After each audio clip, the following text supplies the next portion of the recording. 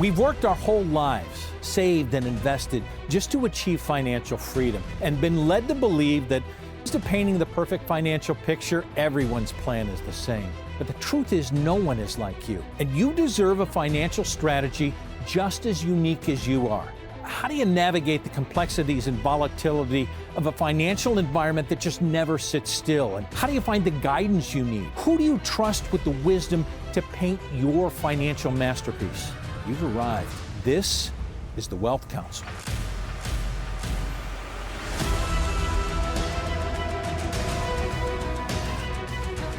Welcome to the Wealth Council. I'm Brad Johansson, where we present the Council's knowledge on your wealth.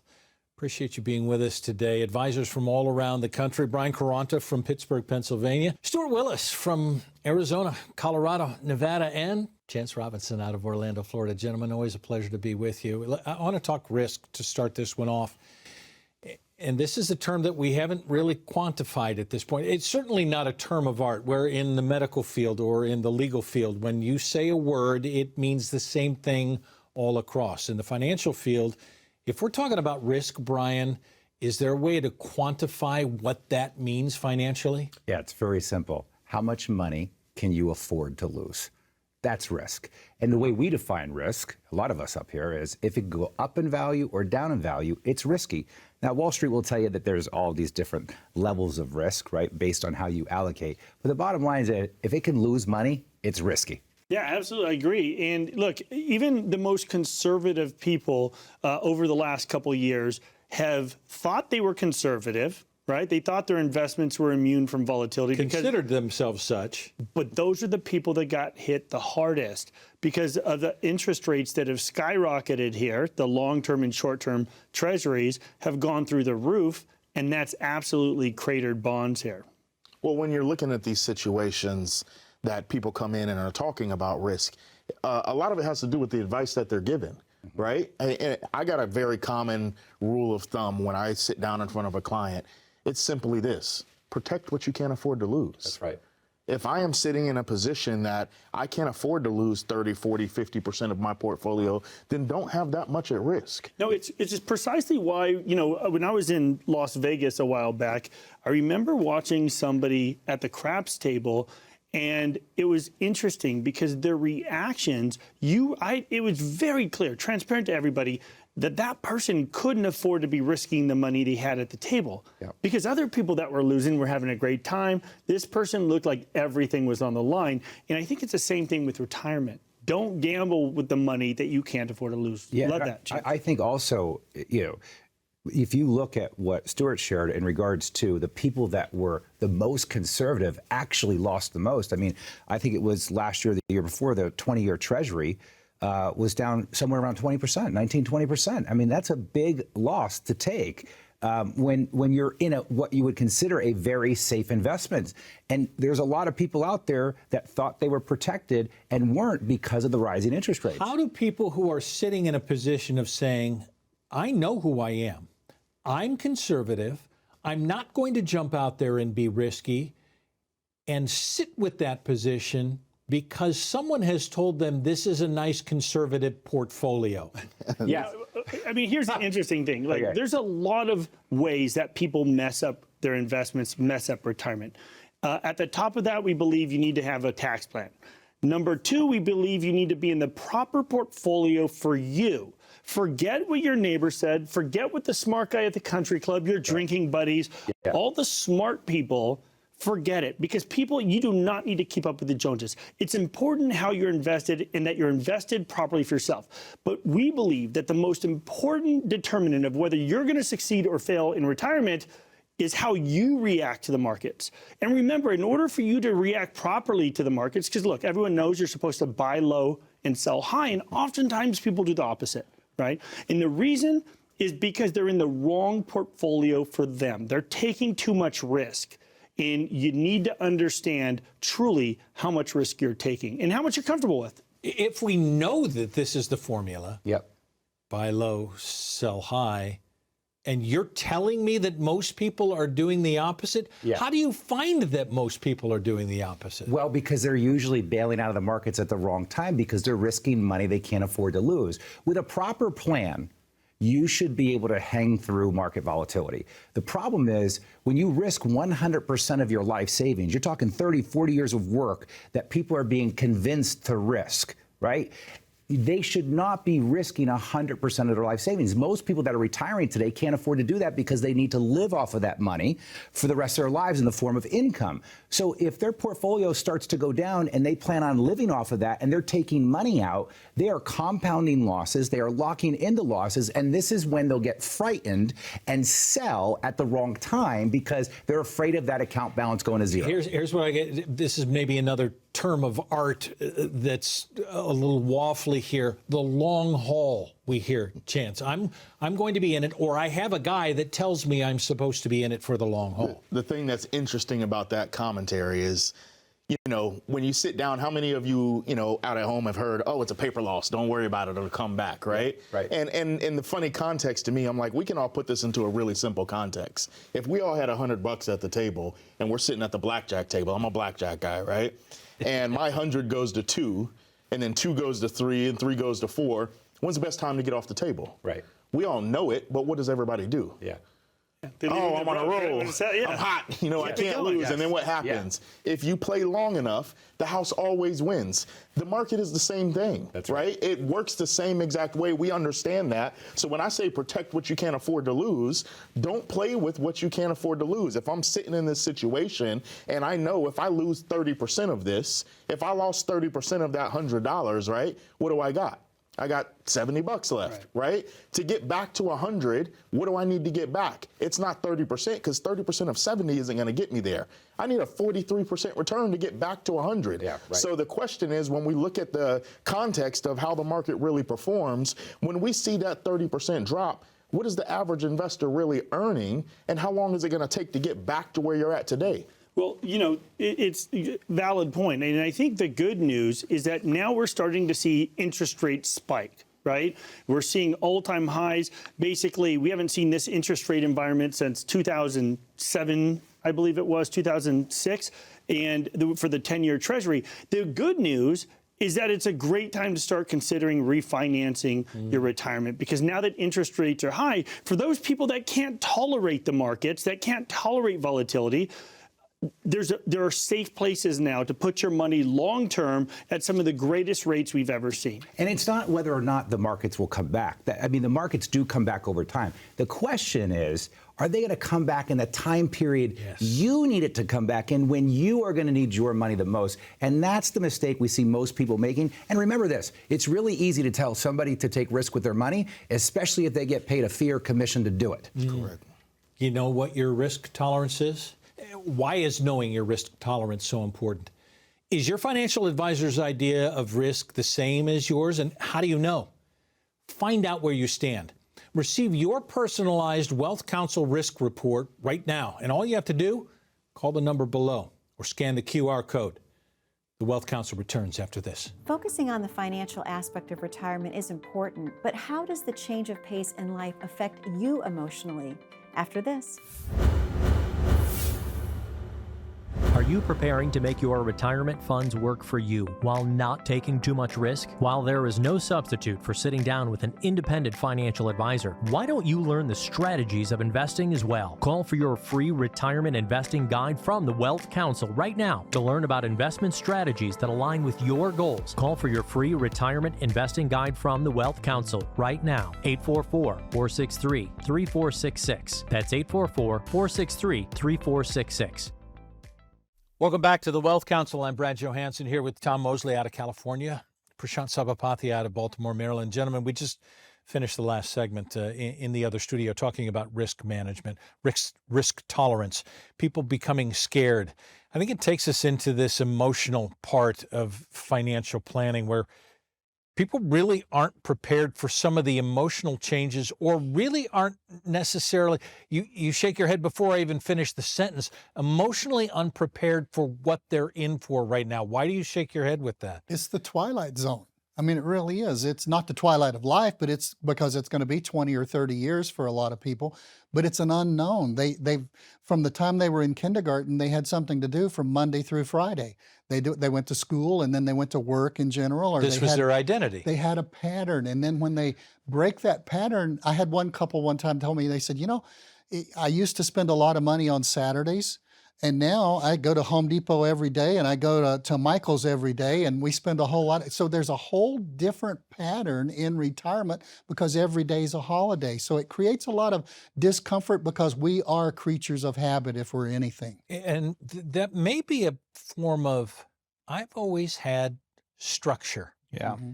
And now it's so unstructured, I'm emotionally unprepared for what the risk may be going down the road. Am I tying those two together in the wrong way?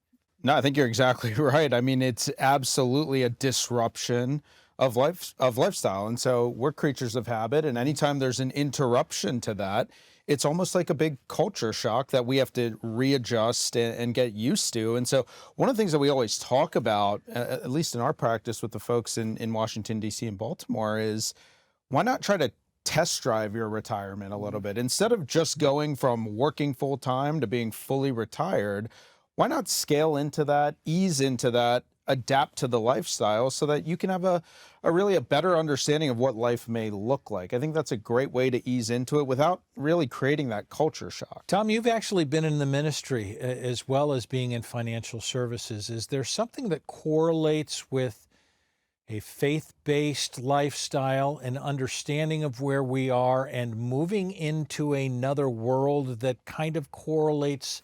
We need to understand that we're going to be different and it's okay to be a little bit uncomfortable with a new financial plan? I think that's true. When you take it on a faith basis, the Bible tells us very little about heaven because that's the uncertainty in the future. We know it's going to be great. And I think retirement can be great, and retirement is great for people. But if you add the biggest uncertainty, I think, with the people that we run into in California is, where's my income coming from? What kind of solid income? Because every single 2 weeks, 1 week, 1 month, they got a what? They got a paycheck. That's right. And so that uncertainty, if you don't have a written plan that lays that out, and that's the foundation of a good retirement plan, is where's my income coming from? And if you don't have that in place, people are thinking that their income's coming from their savings. Oh, yes. I mean, that's what they think. And, at the end of the day, it's just about money in, money out. And when you retire, it's all about where the money in is going to come from. If it's not coming from a paycheck, it's got to come from things like Social Security. If you're fortunate enough to have earned a pension, it comes from that, or your retirement savings. And the key to the whole thing is alleviating that concern that retirees have of, am I going to run out of money? And so when we talk about putting together that income plan and really having that plan in place, it's about how do I create the paycheck that I want, but eliminate or really mitigate that risk. If we create a plan, can we create emotional peace? Well, the emotional peace comes, the reason I do what I do is because of the sigh. And here's what I mean. When you sit across the table, you've done it too. You're on the other side of the country from me, but you've done it too. Because you sit down with those people who come in and their major concern is, can we afford to retire?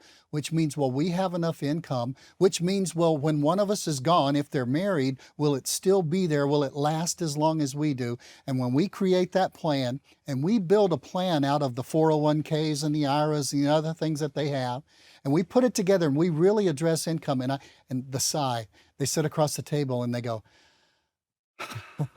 and I know they've got it. Yep. You know what I'm talking about? I know exactly what you're talking about. It's all about the income. And when you have more income than you actually need on a monthly basis coming in, nothing can really throw you off financially. I mean, life's going to come at us, but you'll be prepared. So you can plan for an identity change and you can plan for an emotional change. Call the number below. Receive your own Wealth Counsel written financial form. We're going to prepare that plan specifically for you, no stone unturned, in order to build a plan that's perfect for you. Receive the Wealth Counsel written financial plan by calling the number below on your screen or scan the QR code. And the Wealth Counsel continues after this. Up next, from faith to financial, hear Tom Mosley's story about his faith called him to the financial services field. Stay tuned, you won't want to miss this. Are you preparing to make your retirement funds work for you while not taking too much risk? While there is no substitute for sitting down with an independent financial advisor, why don't you learn the strategies of investing as well? Call for your free retirement investing guide from the Wealth Council right now to learn about investment strategies that align with your goals. Call for your free retirement investing guide from the Wealth Council right now. 844-463-3466. That's 844-463-3466. Welcome back to the Wealth Council. I'm Brad Johansson with the Advisor Spotlight today, Tom Mosley. Tom, we're coming out of a segment where I may have broached something for some viewers going, really, he's a financial advisor, he used to be in the ministry. Can you tell us a little bit about what took you into this vein? I did used to be in the ministry for almost 2 decades, and then some family changes I went through, and so I decided I got into the financial industry at that time in 1995, way back then. That's way a back long time ago. in the dark ages. And I remember when I first sat down with my 2 managers, I was working out of a little office in Pasadena, California, and they said, "Who do you want to work with?" And I thought about it for a minute, and I said, "I want to work with retirees." And they looked at me like I was crazy because they were thinking I would say doctors or lawyers or somebody that made a lot of money. Wealthy area. Right. And they said, well, why would you want to work with retirees? Remember, this is 1995, and the leading edge of baby boomers were just turning 50, and every financial advisor that was out there is not a retirement expert like they are now. And so I said, I want to make sure, because I had, in the church work, I'd been in charge of benevolence many times. And I've had people stand across my desk, sit across my desk, and they were trying to decide to buy food or buy medicine or something else that was essential. They didn't have enough money for both. And I said, I want to work with retirees to make sure they never run out of income the rest of their life. I backed into my mission statement for my company, but that was the core of what I wanted to do. But in the core of that, you're starting as the people who are looking sideways at you saying, why would you want to do this for people that are not there yet? What have you learned from 95 till now in the benevolence area of trying to deal with people in retirement? I've learned that you can't wait till the last 2 minutes of a retirement plan, like the last 2 minutes of a football game. You can't wait till those last 2 minutes and decide to put the plan together all of a sudden. You've got to work on that plan along the way, and you've got to develop it so that when you do get to that retirement age, what I call the retirement red zone, being an old football coach. Heck yeah. Okay, I call it the retirement red zone because that's the time. You can't be 35 points behind in the last 2 minutes and catch up. You've got to start building a plan along the way. You said something earlier about the people that you were dealing with were moving into an area that they didn't know before, and you were trying to figure out how to help them along the way. What's the change in that time frame for you about finding that peace at the end of the journey? Well, finding peace has to do with tying last segment with this segment, with finding certainty, with finding the fact that you have confidence that what you're doing is going to work. I mean, if you know that you're starting to lay the groundwork to collect what I call the lumberyard during those 20s, 30s, 40s, even into your 50s, you're just collecting the lumberyard. You're accumulating, and when the market's down, you buy more. But when you get into retirement and the market's down, you're having to take more out. So having a plan that gives you some certainty that you're going to have guaranteed increasing income for the rest of your life, that brings such peace of mind, that brings such certainty, and then you'll know whether you can buy food and medicine or maybe one or the other. Sounds like you have found the joy in doing that because you've been able to direct people along that path. I will work as long as I'm able to work. People ask me all the time, how much longer are you going to work? I will work till that doesn't bring me joy, and that brings me such joy to see that contentment that comes to people when they know they have a plan. Tom Mosley, thank you. The Wealth Council returns after this. Is legacy planning a burden for only the wealthy? The answer may surprise you after this.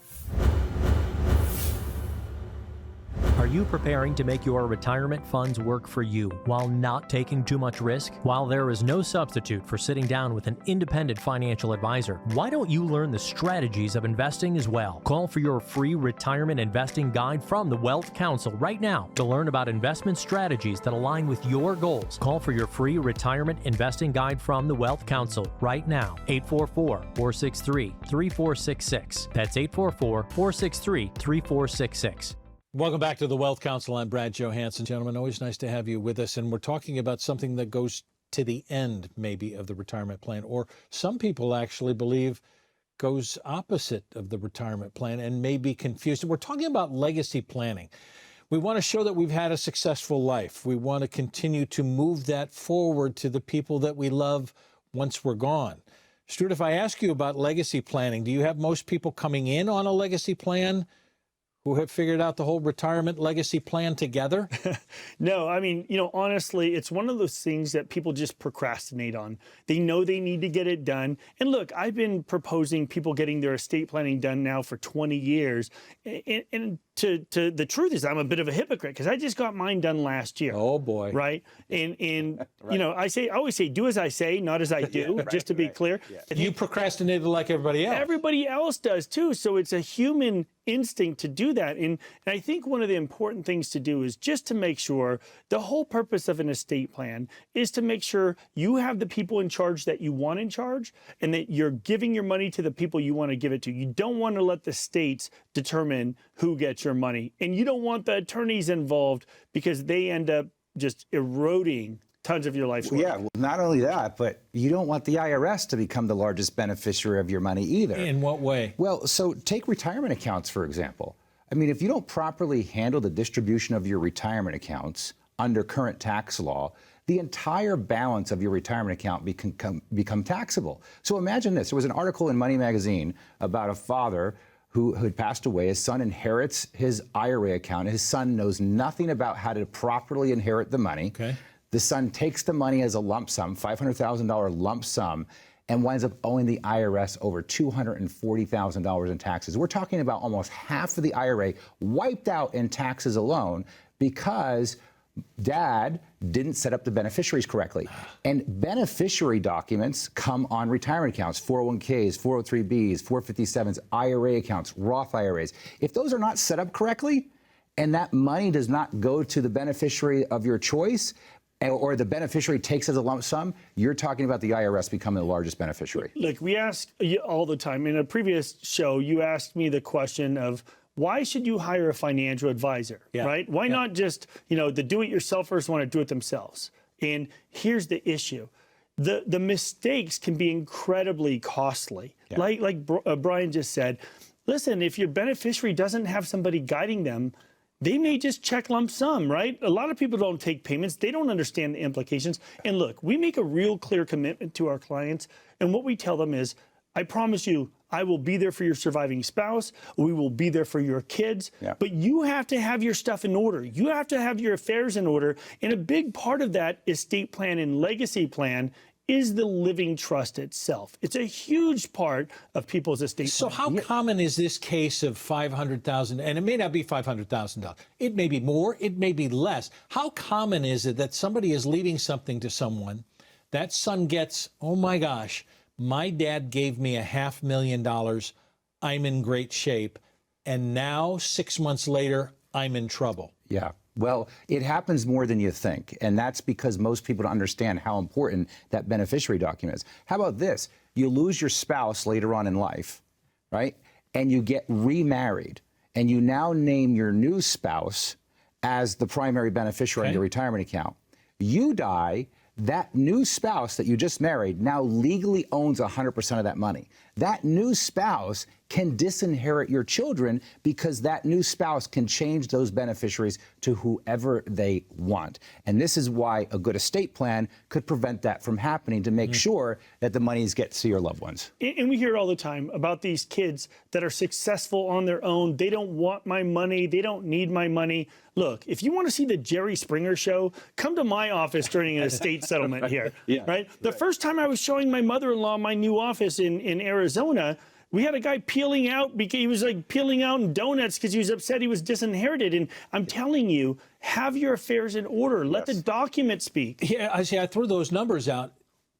Isn't there a thought that this estate planning stuff is for the wealthy or the ultra wealthy? Yeah, well, I don't need that. Well, you would think that, but everybody needs an estate plan. You know, even someone with a small amount of money at least needs a basic will.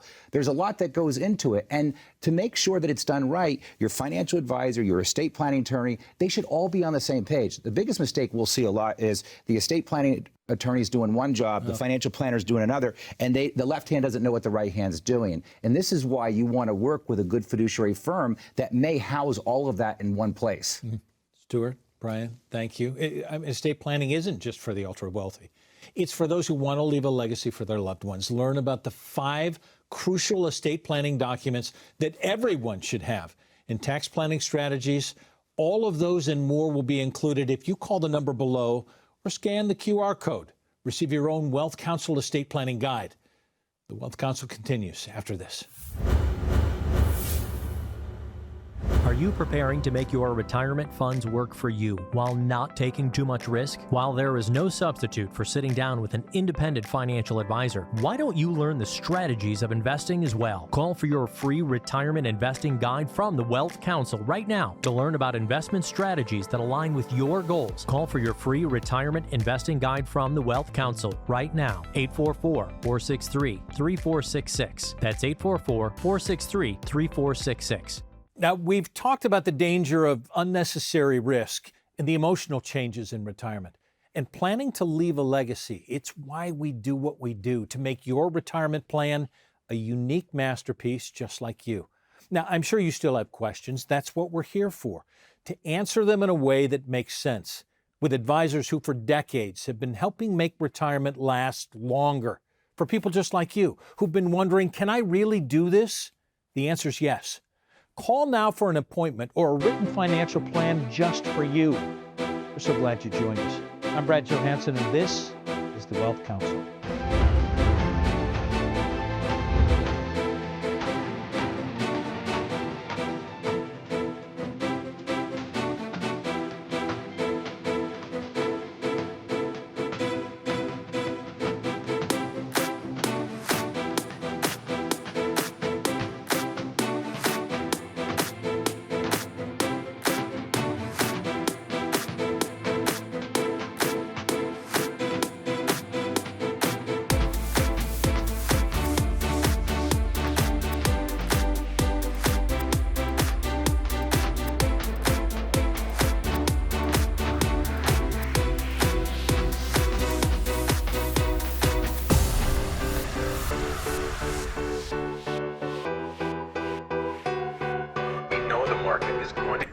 From here. This is the biggest monthly decline in 10 years. People's 401ks today. Well, my investments are tanking.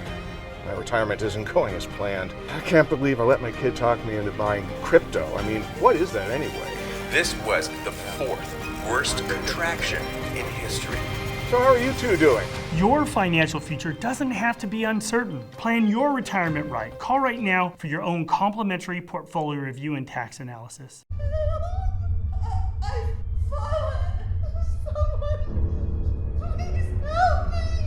With any of Life Alert's 3 emergency systems, help can be summoned immediately, and batteries never need charging. This is Life Alert. I'm calling for help right now.